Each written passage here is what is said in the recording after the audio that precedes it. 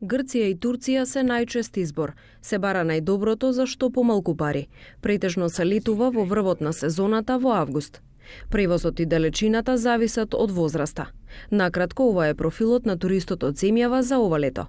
Грчката криза имено не ги расипува плановите за сончање на некоја од тамошните плажи, а она што зема се поголем замав се аранжманите со чартер лет до Турција. Претежно се барат во Турција, нормално, пошто се работи за дестинација Анталија, хотелските капацитети во крајбрежјето, почнувајќи од Лара до Белека, Ланија, Сиде, Кемер, Текирова.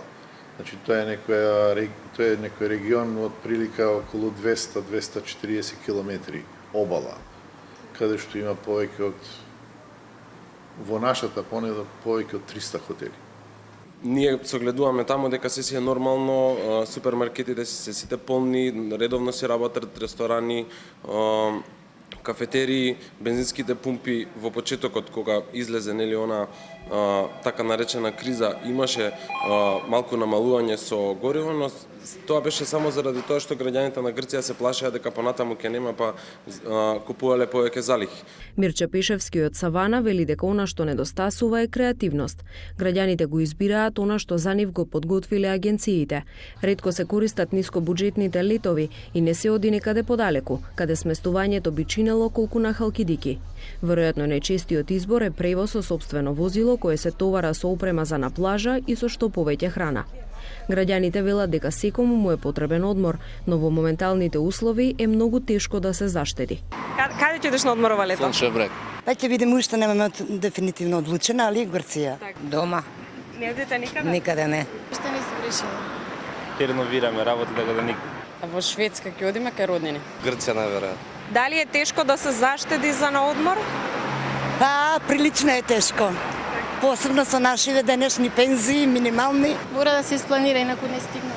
Проблем е плюс ова проблеми во К15 што не ги делат и Па секој треба да се приушти одмор, но според можностите, така што лично сум тип кој што не дава премногу пари за сметам дека треба да си направиш приоритети. И додека викендов градот е речиси празен, во центарот наидовме на голем број странци кои дошле да ја видат земјава. Раскажуваа дека тоа што доаѓаат од Германија, Франција, Холандија и Австралија им овозможува да заштедат што повеќе и да прошетаат во балканските земји каде што стандардот е многу понизок. When you're young, you got to save money. It's always difficult. I think it's possible. I mean, yeah.